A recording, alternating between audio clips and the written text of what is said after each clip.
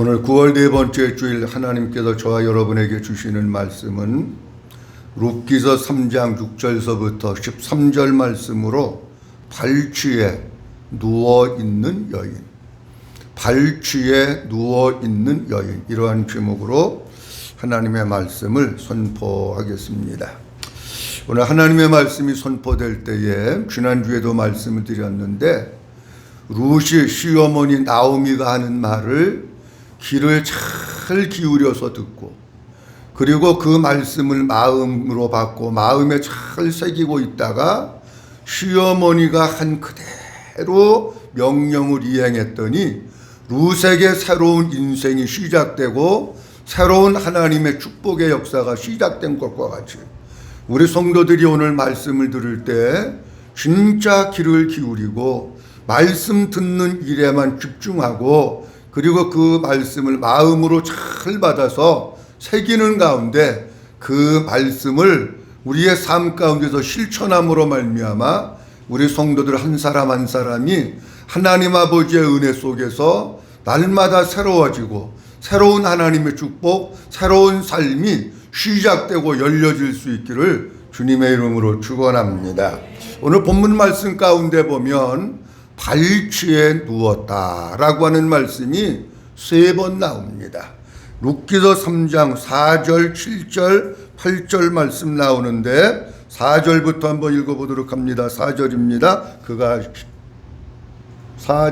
시작. 그가 누울 때에 너는 그가 눕는 곳을 알았다가 들어가서 그의 발취 이불을 들고 거기 누우라. 그가 내 할 일을 내게 알게 하리라 하니. 아멘. 또 7절과 8절 말씀 보도록 합니다.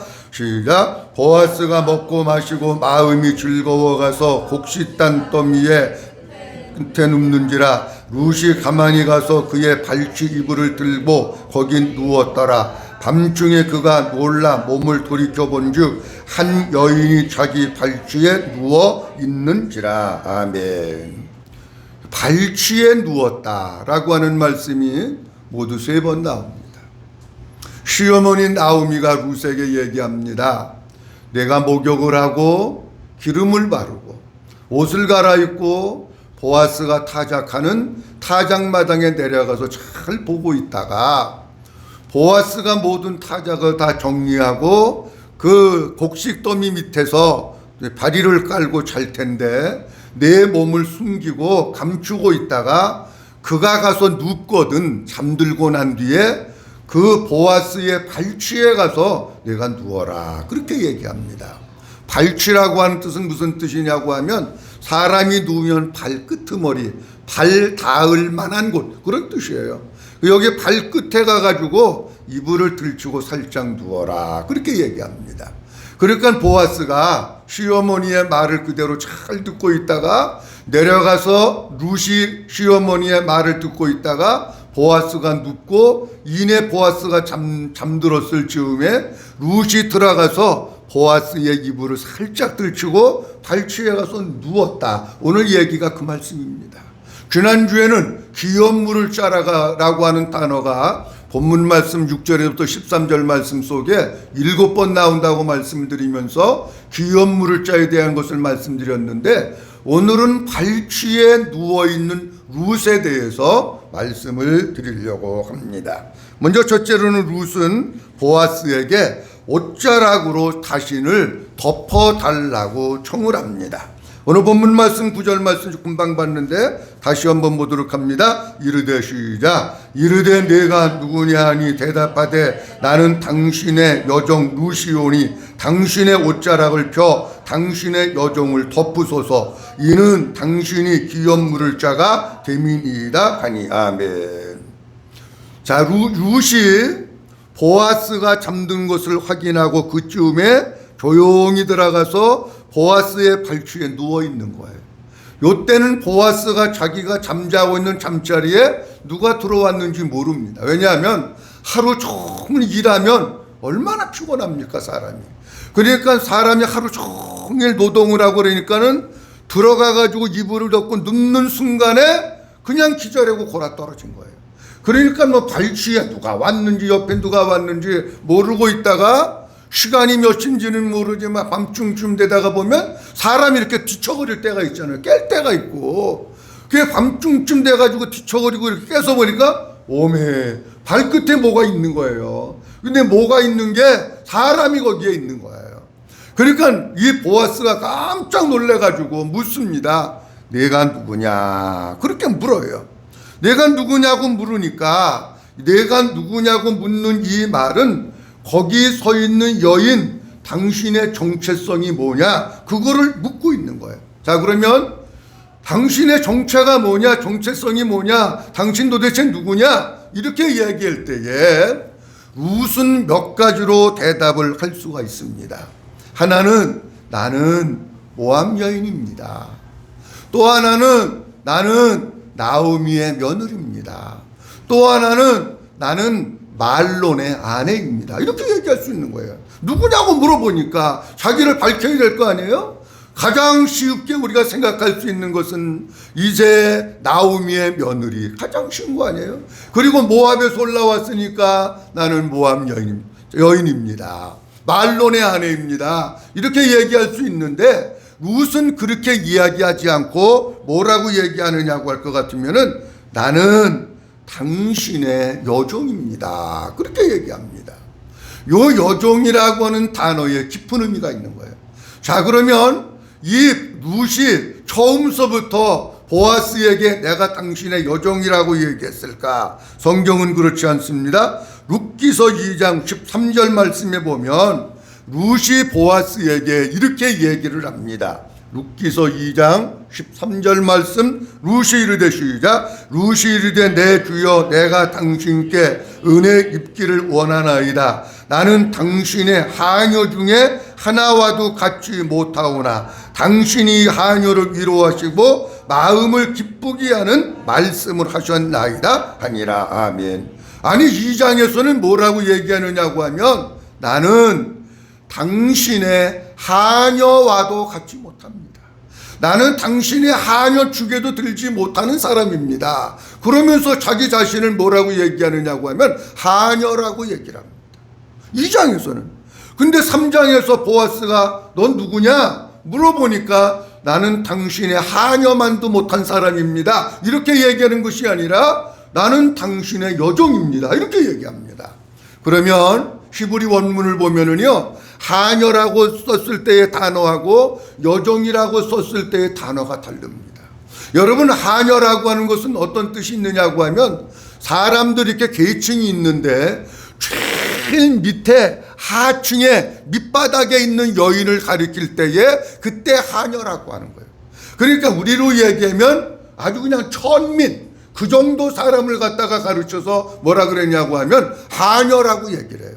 그리고 하녀라고 하는 단어를 쓸 때는 어떤 게 또 쓰느냐고 할 것 같으면 자기 자신을 지극히 낮춰가지고 자기 자신을 겸손하게 표현할 때도 하녀라고 하는 단어를 씁니다. 어쨌든지 룻기서 2장에서 룻이 자기 자신을 하녀라고 하는 것은 어떤 뜻을 가지고 있느냐고 하면 나는 많은 계층의 사람들이 있는 가운데 가장 저 밑바닥에 있는 사람, 저 끄트머리에 있는 사람, 천한 사람, 나는 그런 사람도 안 됩니다. 나는 그런 사람하고 같습니다. 그렇게 얘기를 하면서 룻이 보아스 앞에서 자기 자신의 겸손함을 나타냅니다. 근데 오늘 3장에 넘어와서는 자기 자신을 당신의 종이오니 그럽니다. 여기 종이라고 하는 단어가 가지고 있는 의미가 다른데 어떤 의미를 가지고 있느냐 하면 종은 이 보아스, 종은 예를 들어서 누가 있으면 내가 당신의 종입니다 할 때 어떤 것을 얻을 수 있느냐고 하면 두 가지가 있는데 하나는 이 사람의 아내가 될 수 있는 거예요. 그 다음에 또 하나는 이 사람의 첩이 될 수 있는 거예요. 옛날에는 그 첩이 많이 있었는데 이 사람의 아내가 되든지 첩이 되든지 할 수 있는 자격을 갖고 있는 사람이 누구냐고 하면 여종입니다. 그러니까 잘 보세요. 룻이 지금 보아스를 향해서 나는 당신의 여종입니다 라고 하는 것은 어떤 의미를 가지고 있느냐고 하면 나는 당신의 아내가 될 수 있는 사람입니다. 그런 뜻이에요. 이 얘기를 다시 얘기하면 룻이 완곡한 표현을 써가지고 보아스에게 지금 뭐 하고 있는 거냐고 하면은 보아스에게 청혼을 하고 있는 청혼. 네. 꼭 뭐 이렇게 청혼을 할 때는 어떤 경우는 남자가 청혼을 하기도 하고 어떤 경우는 여자가 청혼하기도 하잖아요. 그러니까 지금 보아스가 룻에게 청혼을 하는 것이 아니라 룻에게 보아스에게 청혼을 하면서 나와 결혼해 달라고 하는 것을 지금 말씀을 해주고 있는 겁니다. 그러면서 이제 또 한 가지 얘기하고 있는데 오늘 본문 말씀 2장 3장 본문 말씀 가운데 볼 것 같으면은 3장 9절 말씀에 뭐라고 하냐면 나는 당신의 여종입니다 하면서 뭐라고 얘기하면 당신의 옷자락을 펴 당신의 여종을 덮으소서 이렇게 얘기합니다. 한번 따라합니다. 옷자락을 펴 나를 덮으소서. 옷자락을 뭐해서? 펴서 나를 덮. 자, 그러면 우리가 성경을 좀 잘 봐야 될 게 뭐냐고 하면은 그 앞에서 룻이 보아스에게 들어갈 때는 옷자락을 들치고 들어갔습니까? 이불을 들치고 들어갔습니까? 이불을 들치고 들어갔어요. 그러면 보아스가 룻에게 당신 누구냐 물어봤을 때에 아니 지금 내가 좀 춥고 그런데 나 이불 조금만 덮어주세요 이렇게 볼 수 있잖아요. 근데 지금 룻은 뭐라 그러냐고 하면 나에게 이불을 덮어주세요 그렇게 표현하는 게 아니고 옷자락을 펴서 나를 덮어달라고 그렇게 이야기를 합니다. 당신의 옷자락을 펴서 여종을 좀 덮어주세요 그렇게 이야기를 하고 있습니다. 그러면 남자에게 옷자락을 펴서 나를 덮어달라고 하는 의미는 어떤 의미냐고 하면 보아스 당신이 내 남편이 좀 되어주세요 그런 뜻입니다. 옷자락을 펴서 나를 덮어달라고 하는 것은 내 남편이 당신이 내 남편이 좀 되어주세요 라고 룻이 지금 청혼을 하고 있다 하는 겁니다.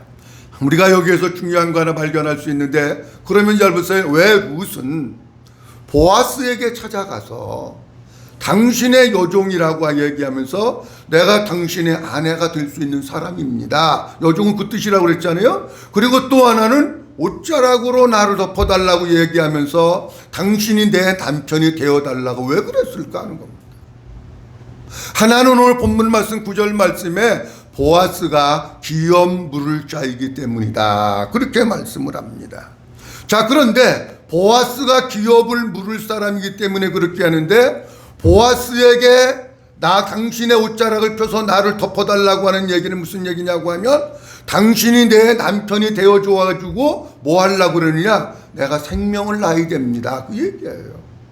내가 아들을 낳아야 됩니다. 자식을 낳아야 됩니다. 그래야 우리 죽은 남편 또 우리 시아버지 엘리멜렉의 가문이 대를 이을 수 있습니다. 그걸 얘기하고 있는 거예요. 왜냐하면 고엘이라고 하는 것은 형제 중에서 안 되면 친족을 해야 되는데 친족도 아무나 하는 게 아니고 가장 가까운 친족에서부터 해나가고 그 고엘 제도로 기업을 물을 수 있는 능력과 힘이 있어야 되는 거예요. 나는 해주고 싶어. 도와주고 싶어. 이 가정을 세워주고 싶은데 내가 경제적으로 넉넉지 않고 힘이 없어서 못해주는 경우도 있잖아요. 그러니까 반드시 재력이 있고 능력이 있고 힘이 있어야 기업을 물어주는데 시어머니 나오미가 볼 때나 룻이 볼 때나 자기의 가정의 기업을 물어줘가지고 생명을 낳아주고 내 남편이 되어서 자녀를 낳아주고 생명을 낳아줄 사람은 누구밖에 없다고 생각했느냐고 하면 보아스밖에 없다고 생각을 했기 때문에 그래서 보아스에게 가가지고 지금 여종이라고 얘기하면서 옷을 펴서 나를 덮어달라고 이야기하고 있는 거예요. 그러니까 육적인 면에서는요 이스라엘 사람들이 대를 잇는 거 하나님께서는 이 대를 구속사의 계보를 잇는 것을 통해서 예수 그리스도가 이 땅에 오시는 발판 그 문을 만들고 계신 거예요. 만약에 그게 기업을 물지 않아 가지고 대가 끊어지면 안 되는 거예요. 자, 그러면 우리가 여기서 이렇게 생각을 해야 됩니다. 그때 당시에는 육적인 대를 이면서 육적인 생명을 낳는 거예요. 근데 오늘 이 시대에 우리에게 필요한 것은 뭐냐고 하면 우리가 동일하게 룻이 되어서 이제 예수님이 옷자락을 펴서 나를 덮어주셔야 되는 거예요. 믿어주시면 하면, 예수님이 옷자락을 펴서 나를 덮어준다고 하는 뜻은 무슨 뜻이냐고 하면 예수님이 내 남편이 되어 주셔가야 되는 거예요. 그래서 내가 주님의 신부가 되고 주님이 나의 신랑이 되어서 주님의 옷자락을 펴서 우리를 덮고 주님과 내가 한 몸 되고 한 생명 될 때에 우리 속에 뭐가 있느냐고 하면 하나님의 생명이 우리 속에 있게 되고 아버지 하나님의 생명으로 거듭나게 되는 줄로 믿으시기 바랍니다. 이거 하기 위한 거예요. 그래서 주님은 우리가 이 세상에 살면서 어떤 삶을 살기 원하느냐고 하면 육신적인 생명을 가지고 사는 것을 원하는 게 아니에요. 우리가 주님이 옷자락이 되시고 주님이 내 남편이 되어서 내가 주님과 한 몸 되어서 하나님의 생명으로 거듭나고 하나님의 생명으로 사는 우리가 되길 주님이 원하시는 거예요. 근데 제가 보니까는요, 정말 안타까운 게 있어요. 교회는 오래 다니는데 내 속에 진짜 하나님의 생명이 있는지, 내가 하나님의 자녀인지, 내가 지금 천국의 생명책에 내 이름이 기록되어 있는지, 내가 천국을 누리고 사는지 모르는 사람들이 너무 많은 거예요. 모르는 사람들이. 아니, 교회 나오는 목적이 뭐예요, 여러분? 그냥 와서 뭐 예배 드리고 점심 먹고 가려고 그러는 거 아니잖아요. 내가 진짜 예수님이 내 신랑이 되셔가지고 그 주님의 생명으로, 하나님의 생명으로 살기를 원해서 주님이 우리를 불러주신 건데 못하는 사람들이 너무 많아요. 그러면서 또 하나 우리가 생각해야 될 게 뭐냐고 하면, 예를 들어서 우리가 그냥 뭐 주님 뭐 옷자락으로 한 번만 덮고 끝나는 게 아니고, 요한복음 15장에 주님이 말씀하십니다. 나는 포도나무다. 너희는 가지다. 근데 가지가 나무에 붙어 있어야 나무에서 주는 영적인 생명, 나무에서 주는 영양분, 나무에서 주는 그 습기, 나무에서 주는 그 에너지를 공급받아서 너희가 살 수 있는 거다. 그러면서 가지가 나무에 붙어 있지 않으면 밖에 버려져 말라가지고 사람들이 그걸 모아가지고 불사르지 않느냐, 그렇게 얘기하시잖아요. 우리가 진짜 하나님의 생명으로 살기 위해서는 어떻게 해야 되느냐고 하면 날마다 예수님께 붙어서 살아야 되는 줄로 믿으시기 바랍니다. 예수님께 붙어 있어야 되는 거예요. 다시 얘기하면 예수님이 내 안에, 내가 예수님 안에 살아서 주님과 내가 한 몸 되어서 살 때에 그 주님이 우리에게 주시는 은혜, 그 주님이 우리에게 주시는 영적인 양식, 아버지 하나님의 사랑, 복음으로 채우고 예수님으로 채워서 우리가 하나님의 생명을 가진 자로서 살아갈 수 있다는 겁니다. 그런데 우리가 또 하나 명심해야 될 게 뭐냐고 할 것 같으면은, 우리가 예수님의 옷자락으로 우리를 덮어서 우리가 새로운 생명, 영원한 생명을 가지면서 천국을 누리면서 살아가고 있는데, 뭐가 중요하느냐고 하면 마귀는 우리를 두 가지로 역사합니다. 하나는 유혹을 합니다. 또 하나는 우는 사자와 같이 와서 우리를 핍박해가지고 절대로 예수님에게 붙어있지 못하고 떨어지도록 자꾸 우리를 괴롭히는 일을 하는 거예요. 사랑하는 성도 여러분, 마귀가 어떤 모양, 천사의 모습으로, 광명한 천사의 모습으로, 양의 탈을 쓴 모습으로 와서 우리를 유혹을 하든지, 쌓아나온 이리의 모양을 가지고 와서 우리에게 핍박과 고난과 어려움을 준다고 할지라도 예수님에게 붙어 있는 것 떠나지 말고 날마다 예수님과 붙어서 예수님의 은혜로 살고 예수님 안에서 사는, 하나님의 생명으로 살고 천국을 누리면서 사는 이런 우리 모든 성도들이 될 수 있기를 주님의 이름으로 축원합니다. 그리고 또 하나 말씀드릴 게 뭐냐고 하면, 잘 보십시오. 지금 룻이 보아스에게 옷자락으로 나를 덮어서 내 남편이 되어주세요 하는 것은 육적인 생명을 낳아서 육적인 대를 이어가기 위한 거예요. 믿어주시면 하면 그런 거예요. 그렇다고 할 것 같으면 우리들에게 있어서는 뭐가 중요하느냐, 우리들도 내가 영적인 하나님의 생명으로 거듭나서 내가 하나님의 생명을 이어받았어요. 그러면 거기서 끝나면 안 된다는 거예요. 문제는 내가 하나님의 생명으로 살고 내가 복음으로 살고 내가 천국을 누리면서 살면 나에게서 끝나는 것이 아니라 이 영적인 생명의 대를 또 우리의 자녀들에게 이어주는 걸 주님이 원하신다고 하는 것을 지금 본문 말씀 속에서 이야기하고 있는 거예요. 믿어주시면 아멘. 사랑하는 성도 여러분, 여러분들의 자녀를 어떻게 키우는 게 진짜 바로 키우는 건 줄 아셔야 돼. 여러분들의 자녀가 아무리 좋은 대학에 다니고 아무리 공부 많이 하고 한다고 할지라도 여러분들 속에 있는 하나님의 생명, 여러분들 안에 있는 그 천국 복음, 그 천국이 여러분들 자녀에게 이어지지 않고 상속되지 않으면 그건 하나님의 뜻이 아니에요, 여러분. 그냥 뭐가 우선인지를 여러분들이 알고 부모의 사명을 잘 감당해야 되는 거예요. 그러니까 진짜 여러분들이 목숨 걸고 해야 될 것은 뭐냐고 하면 여러분들 자녀가 정말 믿음으로 살기를 위해서, 하나님의 생명으로 살기 위해서, 여러분들의 자녀들이 진짜 예수님으로 만족하고 마음 가운데 천국을 누리면서 기쁨으로 살기 위해서 여러분들이 기도하셔야 되고, 그렇게 여러분들의 자녀들을 이끌어야 되는 줄로 믿으시기 바랍니다. 만약에 여러분들은 신앙생활 잘해요. 주일날도 나오고 수요일도 나오고 언제도 나오고 신앙생활 잘하는데 여러분들의 자녀들에게 영적인 대가 이어지지 않았다. 하나님 안 기뻐하셔요. 물론 여러분 하나 신앙생활하는 건 어떻게든 위로가 되고 만족이 될 수 있겠지요. 그러나 성경적으로 볼 때는 뭐냐, 지금 보아스하고 루시 그거 하고 있는 거예요. 생명의 대를 이어가는 거, 그거 위해서 밤중에라도 가가지고 지금 그거 하고 있는 거예요. 제가 가끔 우리 주변의 사람들, 또 우리 성도들 보면서 안타까운 게 있어. 왜 자녀들을 그냥 내비둘까? 아버지는 신앙생활 잘하는데 왜 자식들은 신앙생활하니 그냥 버려둘까? 도대체 무슨 생각을 가지고 신앙생활하는 걸까? 안타까운 게 많아요. 아니, 그 음식을 하든지 울든지 무릎을 꿇든지 뭐를 하든지 부모님이 해야 될 몫이야. 여러분 속에만 생명 있는 걸로 끝나는 거, 주님은 그거 원하는 게 아니에요, 여러분. 지금 그거 얘기하고 있는 거예요, 룻기서에서. 근데 우리는 자식들이야 지옥에 가든지 말든지 교회 나오든지 말든지 그냥 왜 그러고 사냐고.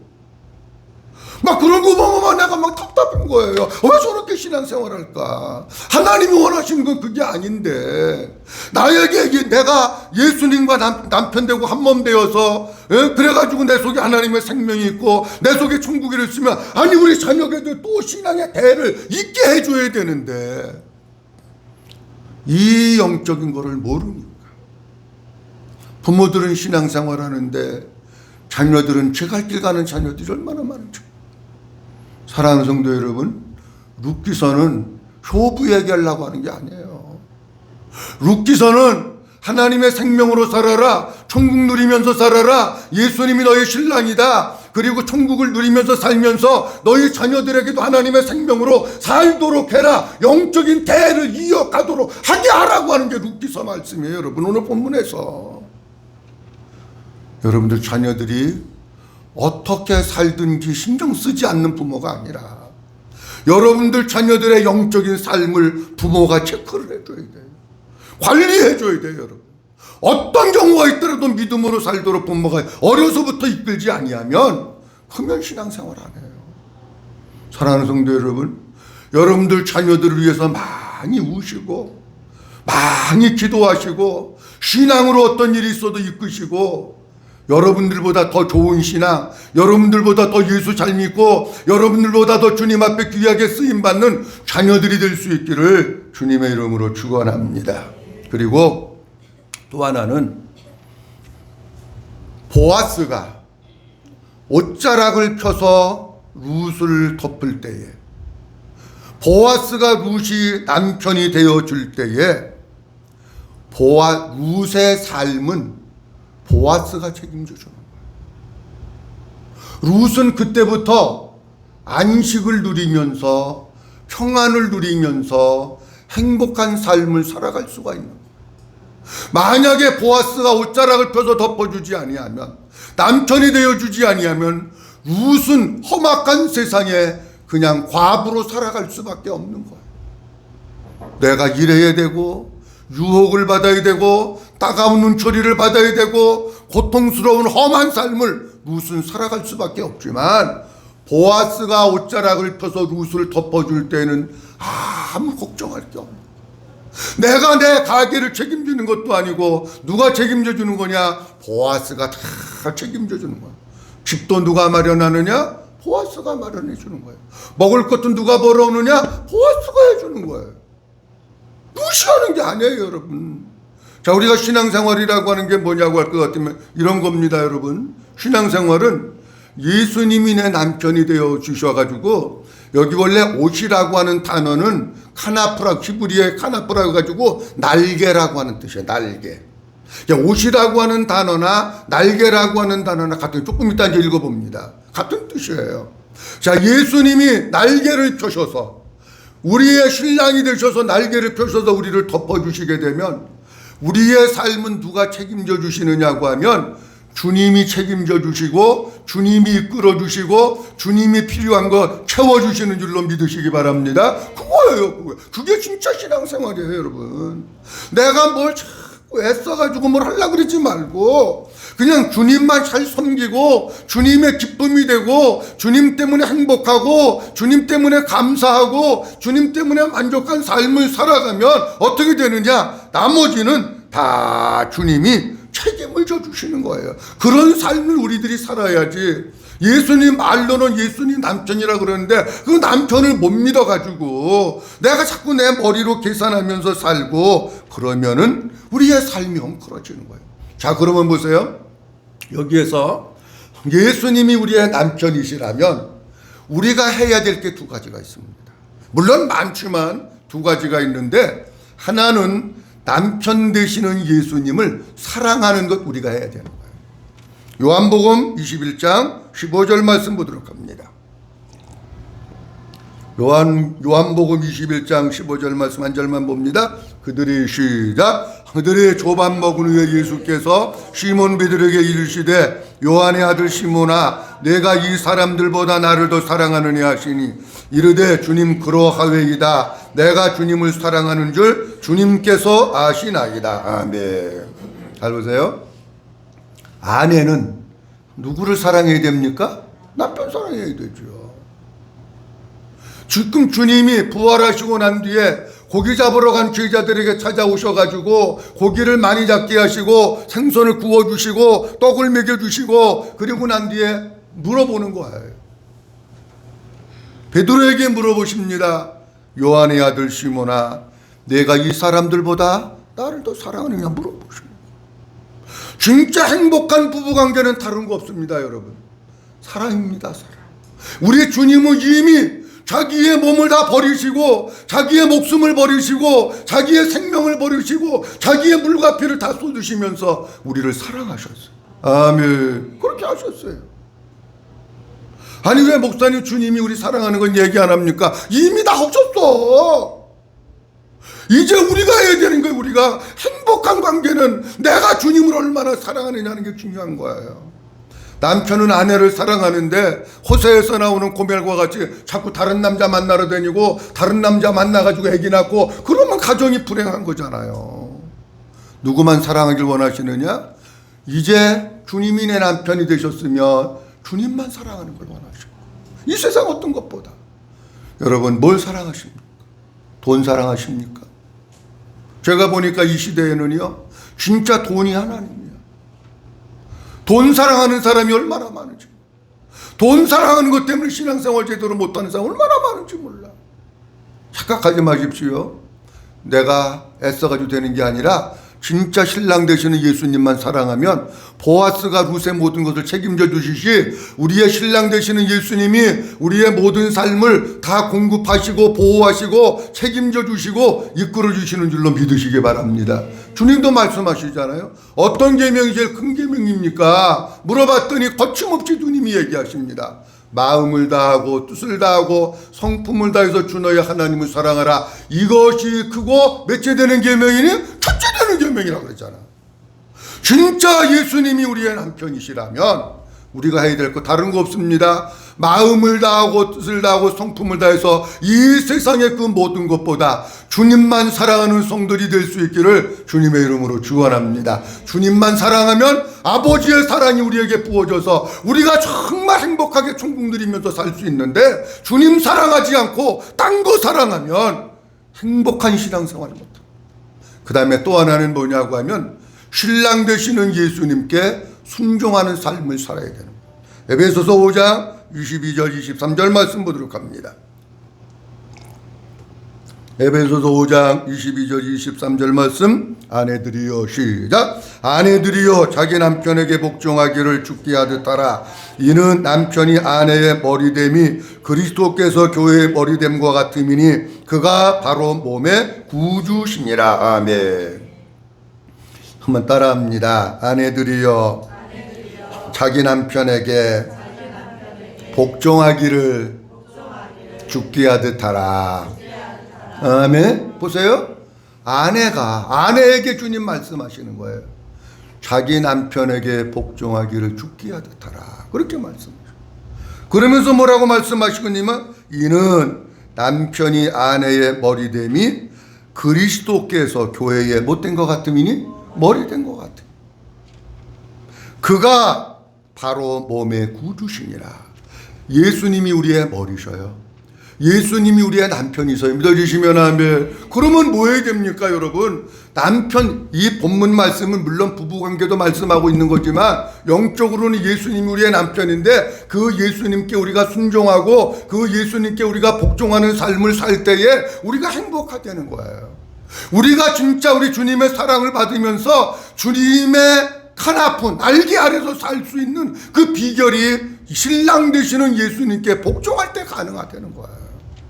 사랑하는 성도 여러분, 만약에 몸이 머리에서 명령을 내렸는데 몸이 안 움직여져, 몸이 따로따로 움직여, 그거는 중풍병 걸렸다고 그러는 거예요. 뇌졸중 온 거예요. 그거는요. 아니 머리가 세수해야지. 그럼 일어나서 세수하고, 머리가 그래도 잠자기 전에 양치 한번 하고 자야지. 얼른 가서 양치하고. 아니 그래야 되는 거 아닙니까, 여러분? 머리가 세수해야지. 그러면 앉아서 들어서 잠이나 자고 있고, 양치하고 밥 먹고 학교 가야지. 그런데 앉아서 핸드폰 게임이나 하고 있고. 아니 그러면 어떻게 되냐고. 그럼 안 되잖아요. 머리가 명령 내리는 대로 몸이 움직여져야 그 사람이 건강한 사람이에요. 여러분, 우리가 건강한 신앙생활이라고 하는 건 뭐냐고 하면 머리 되시는 예수님이 우리에게 말씀하시는 거, 주님의 음성을 듣고 내가 순종하는 그 사람이 건강한 신앙생활하는 거예요. 머리로 많이 아는 게 중요한 게 아니에요. 머리로는 조금밖에 모르지만 주님의 음성을 듣고 내가 순종하는 삶을 살 때 그 사람이 진짜 신랑 되시는 예수님한테 사랑받는 거고, 그 사람이 건강한 믿음의 삶을 살게 되는 줄로 믿으시기 바랍니다. 자, 오늘 본문 말씀 보면서 한 가지밖에 말씀 못 드렸는데, 말은 한 가지지만 여러 가지만을 말씀드렸습니다. 룻은 보아스의 발치에 가서 이불을 살짝 들치고 들어가서 덮고 있다가 보아스가 밤중에 깨어서 누구냐고 물어볼 때에 내가 당신의 여종입니다, 당신의 옷자락을 펴서 나를 덮어주세요, 이렇게 얘기했다고 하는 말씀드렸어요. 옷자락을 펴서 덮어준다고 하는 얘기는 무슨 얘기냐고 하면 당신이 내 남편이 되어주세요, 그 뜻입니다. 남편이 되어달라고 하는 이유는 다른 거 없습니다. 내가 당신과 결혼해서 아들을 낳고 생명을 낳아서 대를 이어야겠습니다. 남편 가정의 대를, 엘리멜레 가정의 가문을 이어야겠습니다. 그겁니다, 여러분. 보세요. 우리가 하나님은 아기 낳는 얘기 하려고 그러는 거 아니에요. 물론 그것도 중요하지만 더 중요한 것은 예수님이 우리의 남편 되고 예수님이 옷자락으로 우리를 덮으셔서 내가 주님의 신부 되고 주님이 나의 남편이 되셔서 내 속에 하나님의 생명이 있고 하나님의 생명으로 거듭나고 내 안에 천국을 누리면서 살고, 주님은 그거 원하시는 거예요. 근데 그렇게 살려고 하는데 마귀란 놈이 우리를 계속해서 못하게 하도록 때로는 유혹도 하고 때로는 핍박도 하고 때로는 우는 사자와 같이 달려들기도 하고 우리의 신앙생활을 자꾸 방해한다는 얘기예요. 그럴지라도 우리는 어떻게 살아야 되느냐? 포도나무 가지가 나무에 붙어 있어야 되듯이 예수님께 붙어 있고 예수님 안에서 살고 주님이 내 안에 사는 믿음의 삶을 살아갈 수 있기를 주의 이름으로 축원합니다. 그리고 또 하나는 주님은 거기에서 끝나는 걸 원하지 않아. 영적인 대를 이어가는 걸 원하셔. 여러분들만 신앙생활하는 거 원하는 게 아니고 이제 여러분들 속에 하나님의 생명, 예수님이 내 남편이 됐으니 우리의 자녀들도 예수님을 남편 삼고 우리의 자녀들 속에도 하나님의 생명이 있게 하고 우리의 자녀들 속에도 예수님이 있게 하고 우리의 자녀들 속에도 천국을 이루면서 믿음의 삶을 살아서 영적인 대를 이어가는 걸 원하시는 거예요. 사랑하는 성도 여러분, 여러분들만 신앙생활하지 마세요. 어떻게 해야 되느냐? 나도 신앙생활 잘해야 되고 여러분들 자녀들도 여러분들 가족들도 믿음으로 살아서 하나님의 생명 천국 이루면서 살아가는 여러분들 가정들 자녀들이 될 수 있기를 주님의 이름으로 축원합니다. 그리고 또 하나는 뭐냐? 그리고 또 하나는 우리 주님이 우리의 신랑이 되어 주셨으면 우리가 해야 될 게 있다는 거예요. 하나는 신랑 되시는 예수님만 사랑하는 거. 그리고 신랑 되시는 예수님이 말씀하신 거 순종하는 거, 그거 우리가 해야 될 일이고요. 그렇게 돼서 예수님이 우리의 신랑이 되셔가지고 주님의 옷으로 우리를 덮을 때에 그 주님이 우리의 모든 삶을 책임져 주시고 필요한 거 공급해 주시고 안식을 주시고 평안을 주시는 줄로 믿으시기 바랍니다. 사랑하는 성도 여러분, 신앙생활의 영적인 본질을 바로 깨닫고 오늘 루시 보아스에게 당신의 옷으로 나를 덮어달라고 했던 것과 같이 이런 참 믿음의 삶을 살아가고 예수님이 우리의 삶을 덮어주시고 예수님이 신랑이 되셔서 정말 천국을 누리면서 주님 때문에 행복하고 주님 때문에 감사하고 영적인 하나님의 생명으로 살고 여러분들 자녀들도 그렇게 사는 하나님께서 원하시는 축복된 가정들이 다 될 수 있기를 주님의 이름으로 축원합니다.